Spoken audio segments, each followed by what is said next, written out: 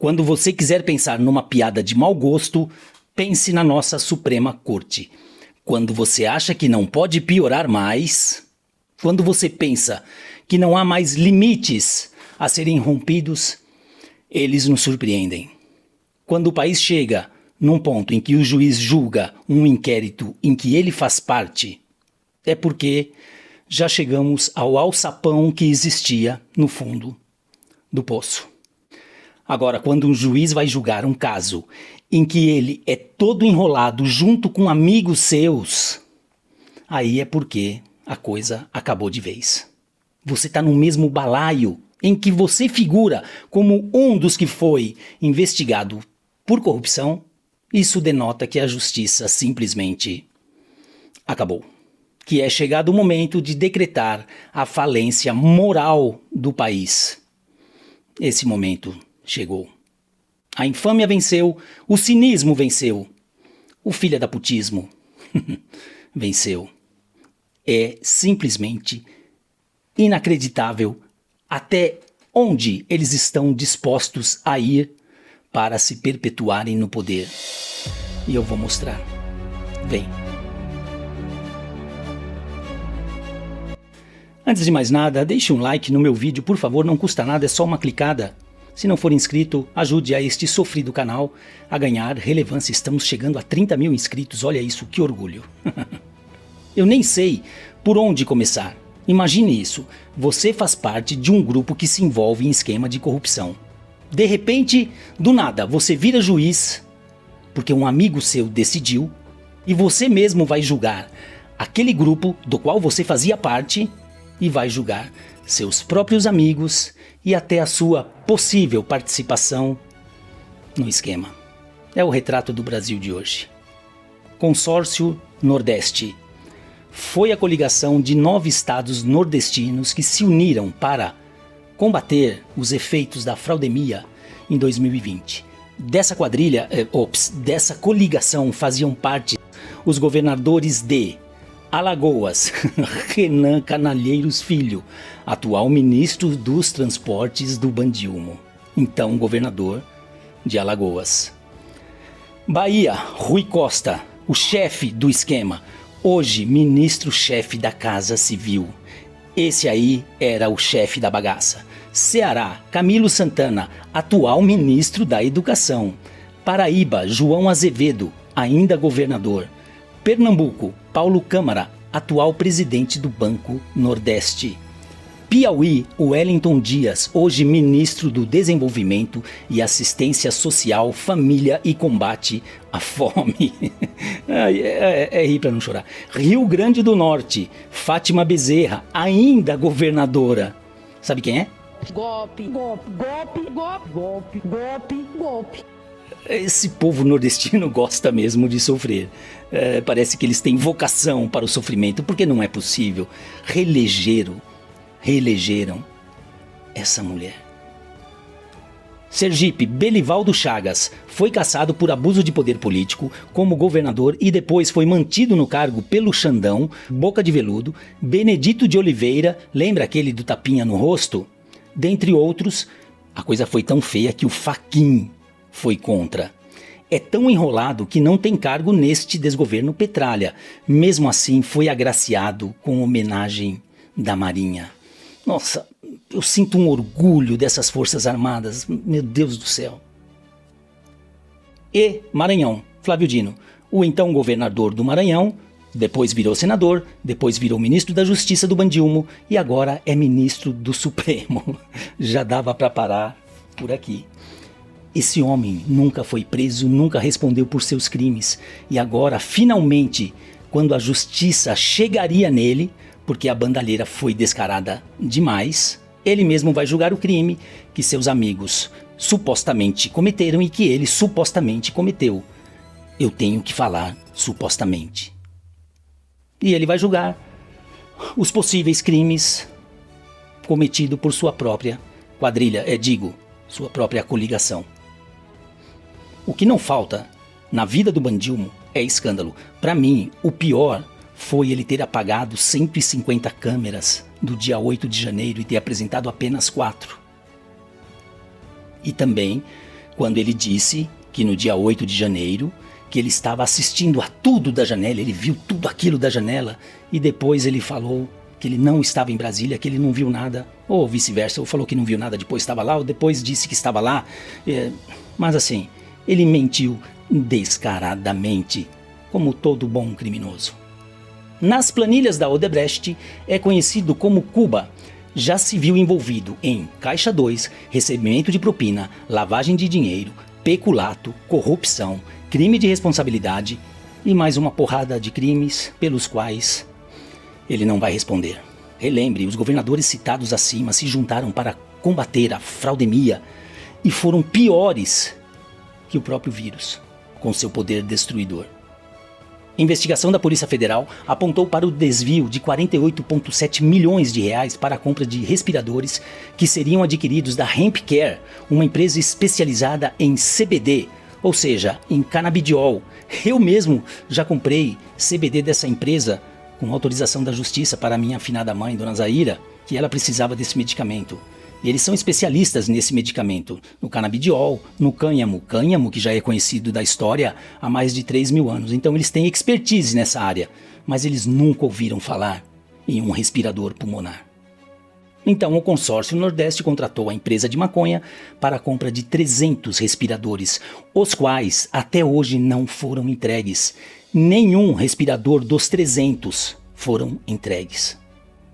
O senador Eduardo Girão destaca que a blindagem ao consórcio Nordeste é tão grave quanto a fraude do INSS e pede providências. Claro que elas não virão. E o operador do negócio, o cara que desenvolveu a porra toda, é o laranja, é o tal do Carlos Gabas. Vocês se lembram desse tal Carlos Gabas? Foi muito falado durante a pandemia. Os parlamentares da direita queriam que ele fosse convocado para ir até a CPI. Mas a petralhada, o seu Omar Aziz, Renan Canalheiros, moveram mundos e fundos para não convocar o Carlos Gabas, porque ele sabia demais. Aliás, ele sabe demais. Há anos, desde 2013 pelo menos, que esse cara é homem de confiança do Partido das Trevas. Ele é homem, ele é o testa de ferro dessa quadrilha. O caso foi tão grave que o site mais petista do universo, o tal do Brasil 247, financiado pelo PT, claro, teve que dar a notícia, mesmo o Gabas e o dono do jornal, o Leonardo Atushi, sendo alvos juntos na mesma operação da Polícia Federal, a custo Brasil. Em 2016, Gabas foi preso e liberado, como sempre, ambos envolvidos em lavagem de dinheiro. Coisa de petista mesmo. Eles estão no meio, a roubalheira é certa, não tem jeito. Como disse, ele é o homem, é o faz tudo do PT em matéria de gatunagem. Era ele quem levava a Dilmanta em seus passeios de moto. Lembra que ela andava de moto com um camarada? Era esse camarada, era o Gabas, corajoso, guerreiro. Passeava com a Dilma, meu Deus. Ele foi ministro da Previdência Social. Previdência, te lembra alguma coisa? INSS, aposentados, Paulo Bernardo e ele, e Gleisi, todos juntos e misturados. De 2013 para cá, não se passou um único ano em que o nome desse camarada não estivesse metido nas falcatruas do PT, ou da Dilma, ou dos governadores petistas. Ele tá em todas. Falou em Carlos Gabas, você acha alguém do PT metido numa enrascada. Em 2023, Fernando Pimentel, ex-governador do estado de Minas Gerais, o povo mineiro se lembra bem dele, claro, destruiu o estado, tentou emplacar Gabas para diretor da Engea, empresa estatal de gerenciamento de ativos. Imagina esse homem livre para gerenciar dinheiro público. Era jogar o sapo na lagoa. Ainda bem que não deu certo. Depois de muitas idas e vindas, finalmente, esse caso dos respiradores do Consórcio Nordeste chegou ao Supremo. Agora vai! A gente vai sair daqui! Vai todo mundo embora! Foi pro Supremo! Tamo livre! Foi pro Supremo, pessoal! Tamo livre! Vai pro Supremo! Vamos sair daqui! E sabe por que chegamos a esse nível de cinismo, de descaramento?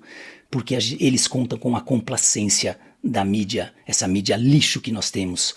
Olha a cara de pau dessa Raquel Landim. E no caso dos respiradores, era um dinheiro que estava sendo destinado às pessoas que estavam morrendo sem ar na Covid-19. Né? Será que é tão difícil da gente lembrar disso? Eram recursos que estavam sendo destinados a se procurar o mundo inteiro para tentar achar respiradores, equipamentos, para trazer para as pessoas que estavam com falta de ar e morrendo sem ar nos hospitais. Então é desse tipo de desvio que nós estamos falando. Daquele que está absolutamente vulnerável. Então é a disfarçatez de conseguir usar esse dinheiro para a corrupção. De conseguir roubar o dinheiro de quem está morrendo sem ar. Né? Você rouba o dinheiro do aposentado e depois você rouba o dinheiro de quem está morrendo sem ar. E aí você puxando o fio da meada, especificamente, depois a gente pode falar mais da história do INSS, que tem várias questões abordadas ali, mas especificamente do caso dos respiradores, como a Aguirre bem explicou, essa é uma história que não é nova. Essa história apareceu várias vezes na CPI da Covid, e naquela época ela era bradada pelos bolsonaristas para justificar o negacionismo de Jair Bolsonaro. Então toda vez que Jair Bolsonaro queria justificar o seu negacionismo, justificar não comprar vacina, justificar desdenhar da Covid-19, justificar desdenhar da utilização de máscaras ou de qualquer outro método que pudesse ajudar as pessoas a sobreviver, porque a gente se lembra que em Manaus as pessoas também morreram sem ar porque se distribuía cloroquina, sempre tinha alguém para falar dessa história dos respiradores. E a gente estava tão perdido, digo nós, a opinião pública, os políticos, a própria CPI, naquela confusão toda, daquele negacionismo tão intenso de Jair Bolsonaro, que estava até difícil olhar para esse crime, porque não dava para justificar aquele negacionismo de Jair Bolsonaro, né? Então tomara que agora, com mais calma, a gente consiga realmente ir fundo nessa investigação e colocar na cadeia quem desviou dinheiro de quem estava morrendo sem ar. E ela fala, é muita desfaçatez conseguir usar esse dinheiro para a corrupção. Mas nós estávamos tão perdidos com o negacionismo do Bolsonaro que estava difícil olhar para esse crime. Você tem que passar óleo de peroba na cara, ô dona blogueira do UOL.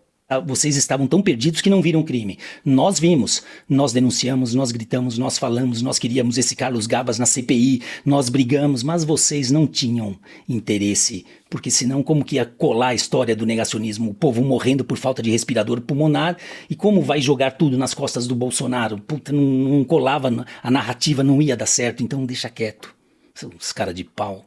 Porém, dona Raquel Landim, vamos partir da premissa que você estava realmente perdida. Agora você não está mais. Você disse que não estava vendo o crime. Agora então você está. Tá aí, na sua cara. E o que faremos então? Agora sim, então agora podemos denunciar. Vamos cobrar? Ah, não vai dar. Chegou no Supremo. Imagina se nós vamos milindrar o Supremo. Imagina se nós vamos bater de frente com o Supremo. De jeito nenhum. Como vamos poder falar que o cara metido na fraude vai julgar seus próprios amigos de fraude? O caso passou por diferentes instâncias, até voltar ao Supremo agora sob responsabilidade de Flávio Bandino, ex-colega de Rui Costa, seu colega como ministro na Esplanada e amigo pessoal, o que reacendeu o debate sobre a imparcialidade e conflitos éticos no tribunal. Esse é aquele momento em que você diz, puta que pariu, mas eu não vou dizer. A gente tem que medir as palavras, tem que rezar para o vídeo subir. Esse é o país onde os canalhas mandam e desmandam. E a gente tem que ficar quieto. A juristocracia já está instalada com sucesso. Notem, eles não estão mais nem aí. Não se preocupam com mais nada. Ministro julga próprio ministro, ministro esconde corrupção do próprio colega. Eles escondem os crimes dos seus amigos, de políticos alinhados. Eles fazem absolutamente qualquer coisa que eles quiserem na cara de todo mundo, perseguem os desafetos e protegem os bandidos amigos. E até bandidos desconhecidos, desde que pagando bem. A mídia acha tudo normal, é a harmonia entre os poderes. A OAB faz de conta que não é com ela, a Constituição é rasgada e o crime sempre vence. Eles riem e dizem, tem muita gente ainda para prender. Claro, tem gente para prender que não cometeu crime. Esses são presos e calados. Agora, quem cometeu o crime, meu amigo, esteja solto. Olha, é irritante. A gente se segura aqui, mas eu vou te falar. Tem hora, bate o desânimo, bate o desespero. 2026, pelo amor de Deus, vamos eleger senadores sérios para ver se a gente consegue acabar ou diminuir um pouco com essa sem-vergonhice. Pobre povo brasileiro, pobre país. Valdir Palma, de Bragança Paulista, até a próxima, claro. Se deixarem, forte abraço.